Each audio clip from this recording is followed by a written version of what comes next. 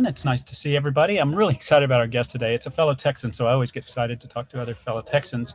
But the topics are going to be ranging from a couple of things, but one of them that sticks to me is I think there was a quote that said, basically, are you serving goals that you set in the past, and does that make you feel stuck? Do you feel like maybe your legs are in quicksand and you're not going as fast, or you're not going in the direction that you want to go? And we're going to talk about that today with Chantell, and we're going to introduce her in just a minute. But before that, I did mention it last week and the week before maybe that I did get the free priority matrix out there, and you'll see a ticker that scrolls every now and then with it, or drop us a comment in the live stream or the YouTube, wherever you're watching this, and we'll get you a link to it.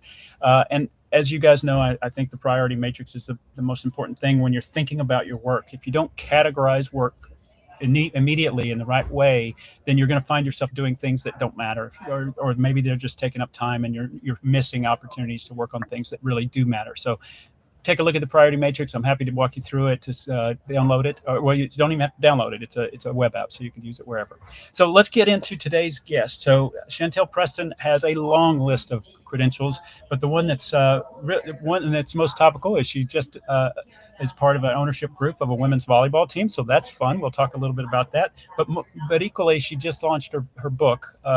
And I think it's a great topic for us to talk about. It's called The Success Lie, which is a great name for it. So let's go ahead and bring Chantell on, and I'll let you introduce yourself with all of your other things going on. I promise she's here. She's just slowly coming on back from backstage, but that's our system. There we go. Hello. Fashionably late, Cups. Fashionably late. Thank you so much for having me today. So absolutely. So just to give everybody just a little bit of my background, as you mentioned, a lot of things are happening now, but my background goes in, I was a healthcare entrepreneur. My main business was called Mentis Neurorehabilitation. We built it from concept all the way to exited private equity in 2015. And, starting at the bottom and getting all the way to the top, we'll talk a little bit more about the success lie and where that came from. And the last 10 years have really just been around. I also own hospitals. I have a lot of investments, but how can I help elevate and empower other women? But also, as a strategist, how can I help companies grow? And how can I help them grow in a positive way and being very intentional? I think right now we're in a time where it's like move quick, raise a lot of money, but is that the right way of doing things? And so it's really around helping other companies, whether startup or later phase, really figure out what's the best, most intentional way to grow and where do they want to be when they grow up. So that's where I'm at now. And you did mention, my business partner and I just recently purchased the new League One volleyball team in San Francisco. Nice. Super excited about that. Again, a passion of mine, but also showing the ecosystem of women and showing, hey, look, you can take it all the way from youth all the way to pro. And this was a way of me putting my money where my mouth was and showing, hey, I'm a big supporter of women. I'm going to continue to do that. That's fantastic. And it is, we are starting to see the visibility of women's sports getting up there on par where it should be. And, we've got, you start to see women's softball, and certainly the WNBA is capturing everybody's eyes. So fantastic news on that. Congratulations on the team ownership. Now you get fans going to ask you, how are we doing? Well, we're not doing yet. So we don't start with it. We're the expansion team. So we'll launch in 2027. That'll be our third season for League One volleyball. Obviously, it's a little bit new, but volleyball is the fastest growing sport in the United States. And I was I looked at a lot of the different leagues when I was looking at my investment, and, you just want to align yourself with those that have the same values. And League One did that. And so makes me really excited to be a part of it. Absolutely. Absolutely. Well, thanks for being on with us and talking. We're actually on opposite sides of the country today. I'm in the Newark Airport, and you're on the West Coast in California. So we're covering the span. So let's talk about the book. That's a provocative title, right? And I'm sure that you chose that for a reason. And can you tell us a little bit about the book and then how you got there? Why did you write it? Sure. So the book is really about my experiences throughout my career. The success lie came from, we all grew up in a mentality of you can have it all. And when you finally got there, you would be completely fulfilled, right? And so I was so focused in that 25 years of reaching that outcome of how can I have it all? The perfect career, the perfect family, the perfect, the money, all of those things that I was taught. And then when I got there, it was the most unfulfilled I'd ever felt, because I had this notion that if I did everything perfectly, if I worked harder, worked longer, that I would get there and then everything would be great. And it doesn't always work that way. And so the book is really around, how do we change those narratives? How do we take the lies that we were told maybe in our Yeah. youth about you can have it all? You can, but usually not at the same time. Say yes to Yeah. everything. Really, is that the best way of doing things? It's either a career or your family. Why? Why can't you integrate the two together? So really, it's the 9 lies that really molded my career and my life. And how can we change those narratives around what works for you versus Yeah. what society and everyone around you is telling you how you need to be? So that's really the Yeah. basis of the book. And it's a lot of my stories. It's very vulnerable. Sometimes I wonder Yeah. why I did it. It's very vulnerable, but I want people to realize that, hey, you're not alone, and it's okay to have those thoughts and those Yes. ideas and to feel the ways that we're feeling. Yeah. Even though people look at you and go, well, why? We don't get it. You have the money. Well, that's great. But I didn't even know who I was anymore. Yeah, I think that's so true, and maybe because I've got gray hair and I've talked to people along the journey, I hear a lot of, you hear that a lot with certainly with my age group, because we were told, this is how you have it all, and you go right. Yeah. And you said a couple things that are interesting in there, and one of them is a concept that I put in my book just a little bit. Is you said saying yes to everything. I in my book I was talking about how to say no to certain things. So can you talk a little bit about that? How people get in that trap that they just kind of agree and then all of a sudden they're overwhelmed? Yeah, absolutely. And by the way, we're probably the same generation. I got a lot of gray hair. I just covered up, Cups. So, as kids, we were told, the more you do, say yes, be nice to everyone, be seen, not heard. Let's just say all those things. The Generation Xers over here, so we get in that habit of saying yes, and then if we say no, we feel guilty. And I've lived my whole life, and look, I'm not still the best about it, but I've had to put things in place where it enables me to take a step back before I do things that don't bring me joy and or help me Right. reach my goals. Because we just get in the habit of saying yes, yes, yes. And then when we get there, we realize, hey, I don't have the time. I'm not doing that person any favors because I don't really want to be here, nor do I have the time to do it. And then you're really hurting them as well as yourself. And so it was Yeah. really taking that step back and saying, what's important to me? And what's important to me now? And, I have these different mindsets of, now instead of, look, I'm a shiny penny, you say, oh, do you want to, I was like, yes. And now I have to go, wait, let me check my schedule to make sure I have the appropriate time to be able to do this. Yep. And that Yep. gives me the opportunity to take that step back and saying no. And then also thinking about, could someone else I know help them and be more beneficial? Yeah. And it's just, there's just different ways I've had to do it, Kevs, along the way that also then we deal with the guilt, and I don't know if this is men, I'm just Exactly. going to speak of the women, Yeah. then we feel guilty for saying no. And Exactly. I had to reframe it in my own mind that me saying no to someone is giving someone else an opportunity. And that really helped me overall say, hey, it's not that I'm saying no and I'm doing a disservice or being not being a friend. It's, hey, I can't do this. So I'm going to say no because there's someone out there that's raising their hand saying, I really want to do this. And I love my example of room mom and PTA. I hate it. And I did it for 6 years. And then I realized there was moms out there that really wanted to do it and had the time to do it. So why am I putting myself through that? Because it's not helping me reach the goals that I had set for myself. Absolutely. And one of the best lessons I learned from my father and my grandfather growing up on a farm in West Texas was, you either did it yourself or it didn't get done a little bit. But what was happening there is I was learning how to do things for myself, and for the whatever the goal was in the crops or whatever. But that lesson somewhere along the way isn't taught. And I agree with you. When you say no, it might be giving an opportunity for somebody else.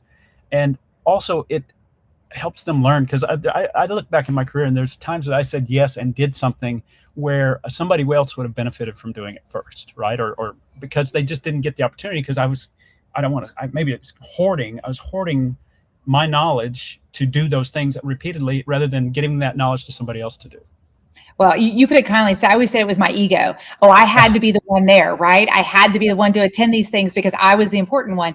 And to your point, I never delegated younger in my career because I felt like I had to be the one to do it, because if I did it, I knew it was going to get done right. Yeah. That's where I really transitioned in my journey of being a leader, because I realized, how am I going to get my folks that work with me or for me to the next level? And if I don't give them the opportunities to do things, then they're not going to grow. And, right, wrong, or indifferent, I also had to let go of everything had to be done exactly how I wanted it done. Yes. It didn't matter how they did it, as long as the end goal was the same. And that really is where my transition of being a leader really happened, because it was hard for me to do that. But then I look at the people that have grown underneath me, and I'm like, wow, we did a great job, because we gave them the autonomy to make those decisions without, in a secure environment where they knew that, hey, if they made the wrong decision, I used to say, did anybody die? Well, no. Okay, well, then it's not a crisis. It's how do we fix this and learn from the situation? And giving them that safe space was really important for them to really grow. And I think that was probably a huge component in the transition of my leadership. Yeah, and if you think about business leaders out there, particularly in the small, mid-sized market, and they're growing, if they don't do that, their asset is less sellable and down the road, right? You don't want to buy a business that's solely isolated with one leader. You want a system that's operating that company. So I get very much where you're doing that. Now, you talked about something else that I really like to talk about, is work-life integration. And you didn't say the word balance, and I appreciate that, because I've always thought balance implies this equal weight, right? But integration to me is a better way. Can you talk a little bit about how you coach that, or what you think your perspective is? Sure. I tell people all the time, take balance and just throw it out of your vocabulary. Balance doesn't exist. Okay. And a lot of us, for many, many years, we tried to balance everything. And then we try to be perfect at it, which all it does is cause burnout. We bang our heads against the wall and everybody ends up miserable. So I went from balance to integration. How do I integrate the two together? I have my career, I have my family, right? You're not going to be 100% all the time at everything. And that's where that perfection comes in. So how can I integrate them together? And I've learned there's a lot of things that I do in my business. Why am I not doing the same thing in my house, with my family? We have a Sunday evening, strategic meeting. Why? Because we talk about the logistics. There's a lot of things happening in our house. As we all know, our kids are overscheduled. The logistics I've got 3 daughters, so it's like a nonstop, chaos. And so how do we figure out, what are the logistics? Let's figure out who's doing what, contributing to the family, just like my employees. How is my kids going to contribute to the family? It's not all the weight goes on my shoulders, and not your crisis is going to become my crisis. That's a big issue in my family. So how do we teach them those skills very early on? And then the other thing with that is, I bring my kids into my world. After selling my business, I didn't travel for a long time, and now I'm back to traveling again, as you can see. And my little ones are 8, and they said, well, why do you have to do this? And before, I would have left work at the door, don't talk about work in the house, let's leave it at the door. Now I'm like, hey, I'm going to bring you in. I want you to understand why I am doing this, because it's important to me, and it's important for my passion and purpose. And frankly, it makes me a better parent. And so I've learned, Keps, that being a CEO makes me a better parent, and being a parent makes me a better CEO. Yeah, so absolutely. Again, how do we integrate those together so that we don't feel like it's one or the other? Yeah. But at the same time, we still got to set boundaries, and that's still the hard thing for all of us, of course, is setting those boundaries. But I do try to be very intentional with those. That's fantastic. And I think that's great advice. And I like the parent CEO correlation. I think that's a good way to look at it. So you said the lies. So can you kind of walk us through a few of the lies that we probably all have heard and maybe lived in times? So Sure. And we've talked about a few of them. You can have it all. No, you can't, not at the same time. And this is what I tell people too, is everything has a season and a reason. I think when we were younger, it's like, where do you want to be in 5 years, 10 years? And we put this grandiose out there. Nowadays, I'm like, where do I want to be in 3 months, 6 months? And what's important now? Because what was important to me 10 years ago is not the same as where I am right now in my career, in my life. So I think it's really looking at things and saying, hey, where am I right now in the season and reason? Right now, I've got a freshman in high school. So the next 3 years, I really want to spend as much time as I can with her before she goes off to college. So there's certain things I'm going to put on hold until that happens. But I think that we've got to look at it in that manner. Saying yes to everything. We talked about that. The other one is, don't worry, somebody will take care of you financially. Or negotiating, being your own advocate. There's one thing that, somebody will take care of you. No, they won't. No one's going to advocate for you like you will advocate for yourself. Right. And I try to teach people that all the time is negotiations, things like that. That's advocating. That's not arrogant. It's being prepared. Yeah. It's preparing, negotiating, knowing your value. How can you do those things without feeling guilty or bad or saying, oh, this is good enough? No. Again, be your own advocate, because that's the only way you're going to get to where you want to be in life.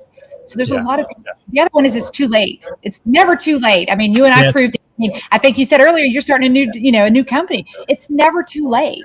It's what's important at that point in your life.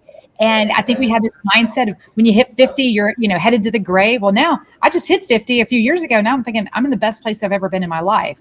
So I think Yeah. it's changing that mindset around, it's not too late. It's just, where are you, and do you have the time and the passion to pursue? And Yeah. that's where I want people to understand.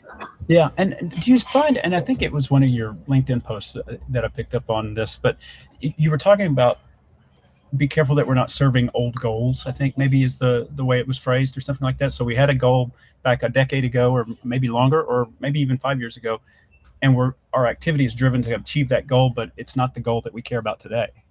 Well, and that goes back to really reevaluating things on a more consistent basis, not 5 years out, 10 years out. It's okay, what are my goals? And when I sit down, Cups, and look at my goals, I look at them on a yearly basis, because we all know things can change that are beyond our control, that can shift things. So we've got to be prepared for that. But also, to your point, what are my goals right now?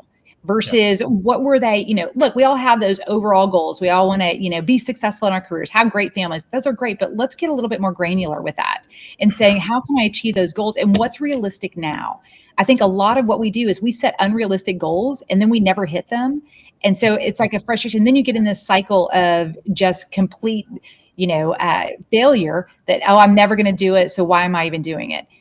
Again, if we're reevaluating that on a more consistent basis, and I do this every year. I sit down and look at what are my goals for this year, and then I reevaluate them on a quarterly basis. Why? Because I want to make sure that my world hasn't shifted in a manner that I need to reevaluate some of those goals. And so that's what I mean is because, again, what I thought 5 years ago, even last year, is so different than now. So how do we really look at that more consistently versus we do now? I know. I think I just became you. I just got big cups. I am now you. So thank you so much. I'm feeling great. For me, I guess. Well, no, there we go. Okay, I thought they were going to let me take it over now. So, there you go.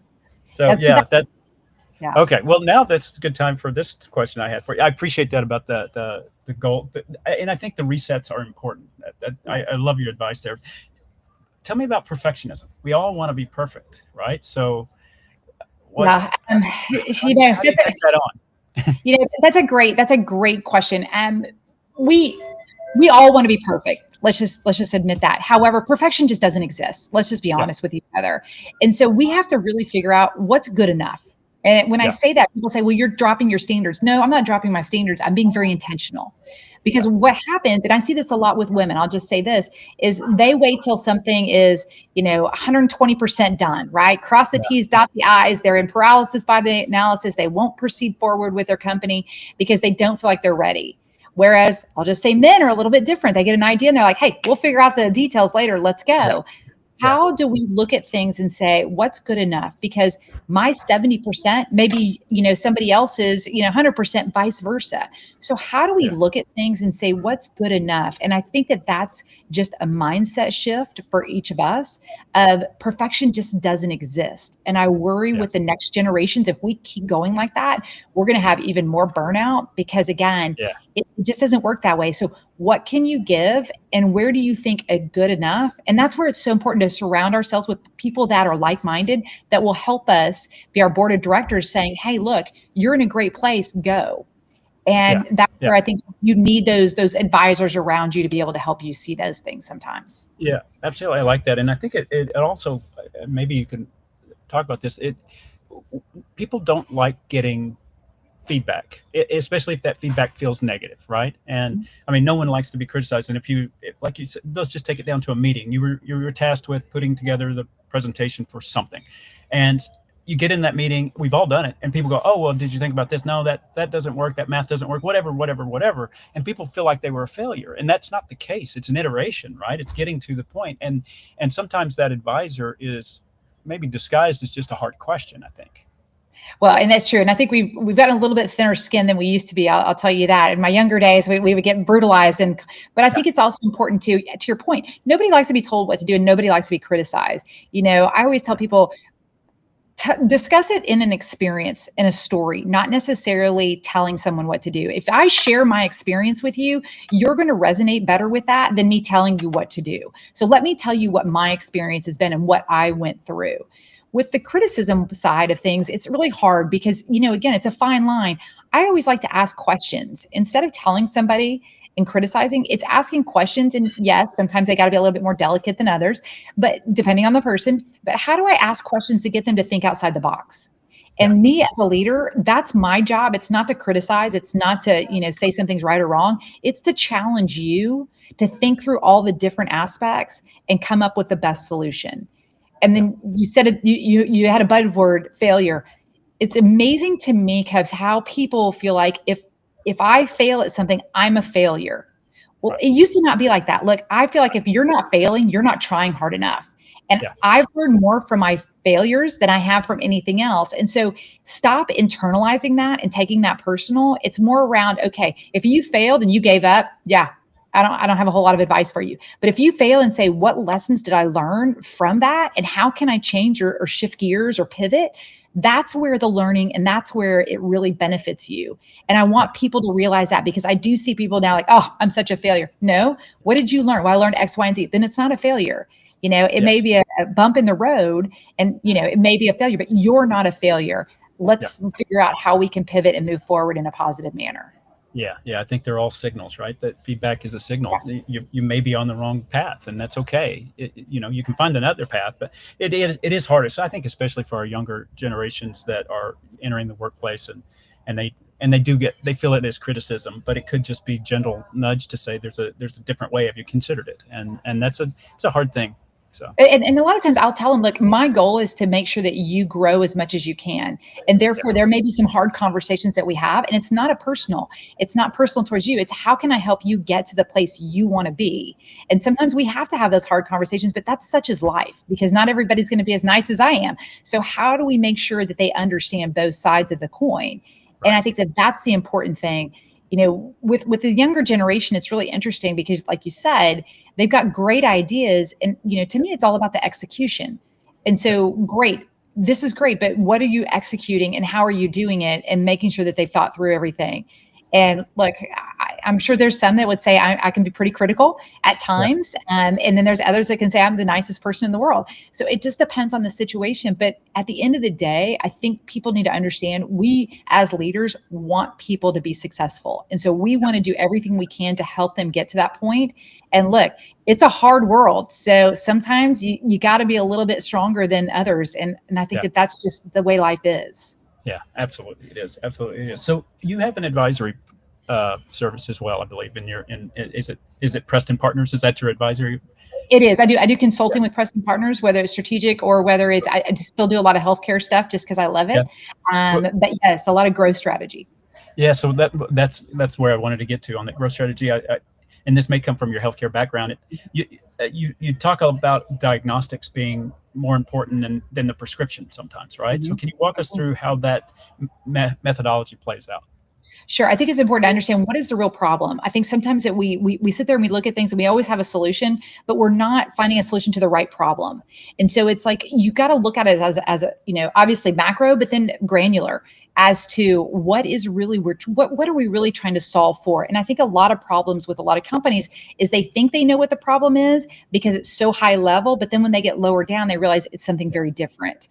Yeah, And I think that's really important when you're scaling an organization. There's a lot of, we talked about this a little bit earlier, there's a lot of companies that like, oh, they just want to raise, they want to, quantity, quantity, quantity, quantity. Well, let's talk about what's the quality side of it. And when we built our business, we were very intentional. We could have been 3 times the size that we were, but we wanted to be intentional and make sure that the infrastructure was in place, that at some point, if we did want to grow in a quick manner, we could, but we wanted to make sure that the foundation was very solid. And I worry sometimes, and I see a lot of entrepreneurs doing this, they're more worried about raising money because that's more glamorous than actually running the business. And so yep, I think it's really understanding what are you trying to achieve and what's the best mechanism to get there. Is it quick growth? Is it smart growth? How do you get there for that end result? But you have to know what is that end result you're trying to achieve. yeah. That's a great idea. I like that a lot because I think even now with AI and the ability to vibe code, well, that priority matrix that I put out there, I did that in a vibe coding platform myself, and but that gives, especially I think, a younger person that hasn't built a business or run a business before, kind of a false sense that you have a company now. But that's not it. That's not running the company. That's the product, which could be very good, but you've got to put those those other things around it. And do you have candid conversations with leaders about their, I'd say where they want to be, their goals, and then Yeah. backwards through that? Yeah. Yeah, I've actually been told to be nicer at times. Okay, so let me just say that out loud. Yes, and I think it's important to have those candid conversations because in the healthcare industry, they'll come and say, "I've got this great product. It's going to help everyone." That's great. Who's going to pay for it? Well, I mean, they should pay for it. I mean, it's great. No, no, no, that's not how this works, right? And so it's like you can have a great product, a great idea, but if you don't have an executable plan and also how someone's going to pay for it, supply and demand, it's just a great idea. And it doesn't matter how many people or lives it's going to save. The reality in healthcare today is nobody cares. They care about how's it going to reduce costs and who's going to pay for it. And so that's where you have to have those hard conversations because, again, and I told this one guy, I'm going to save you 5 years of your life because you're never going to get to where you want to be because you haven't thought through all of the different components. Yes, you have a great product. It could help a lot of folks, but how are you going to get the market to accept it and bring it into their facilities? And he couldn't get there. And that was what was amazing to me. It's like, that's where, the team around you, build a great team with people that have different skill sets that you do that challenge you and you can challenge each other. So you think through all those aspects. Yeah. Yeah. And is that a learned skill? I mean, I think it is, but I'm just curious because some of those founders this is the way I built it and this is why, and that they just can't get out of that way.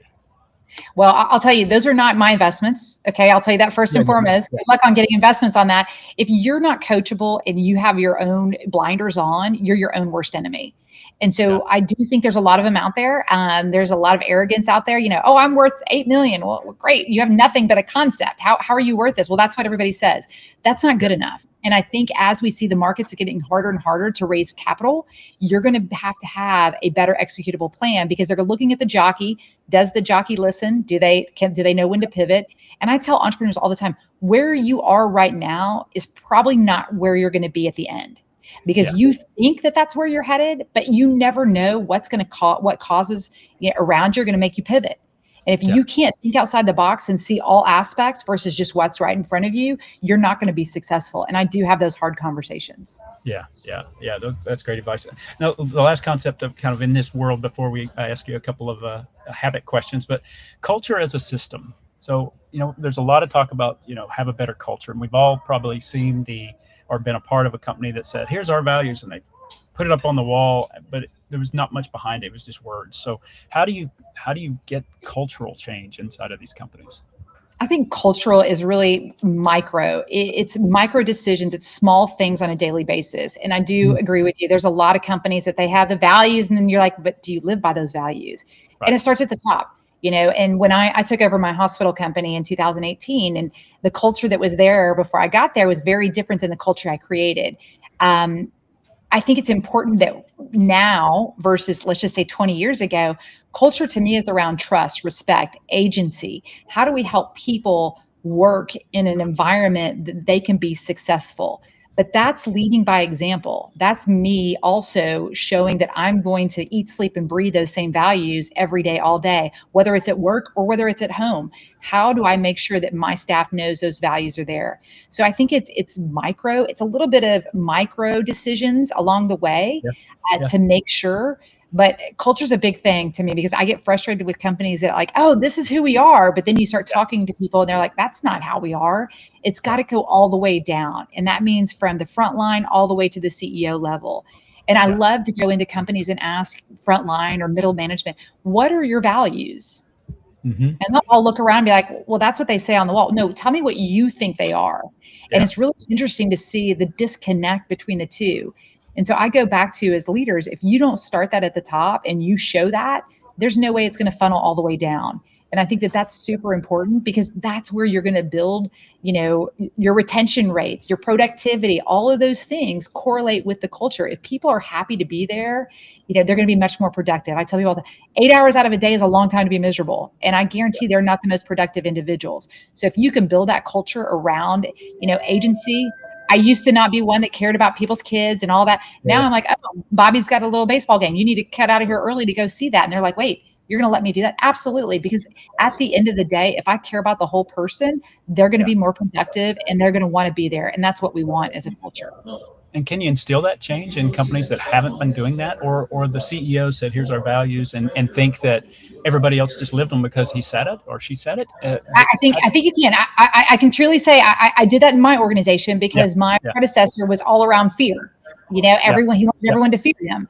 And when I came in and, I'm like, hey guys, I'm here. And they're like, oh my gosh, what's happening? It took a while for them to believe that that's how I was going.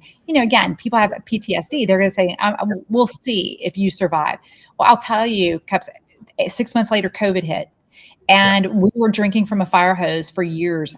I had 483 employees. I only lost 2 to traveling nurses. And I really think that that's because of the culture that we had created. People had the opportunity to leave and go make more money, but they loved the culture that we had created because they knew that we cared about them as a whole. So I think yeah, it can happen. I don't think it's easy, but I do think it's important that if that's the type of company you want to run, you have to yeah. establish that at the top and funnel it down. Yeah, absolutely, absolutely. That's great advice. I really love this conversation. I wish I could talk to you for another hour on here, but I do wrap up by talking about you personally, because we are the habit architect. What does Chantell do every day or every week, non-negotiable? This is a habit that you do. So I have a 1 hour meeting with myself every week. And Oh, that 1 hour is on my calendar and I don't cancel it. It's a non-negotiable.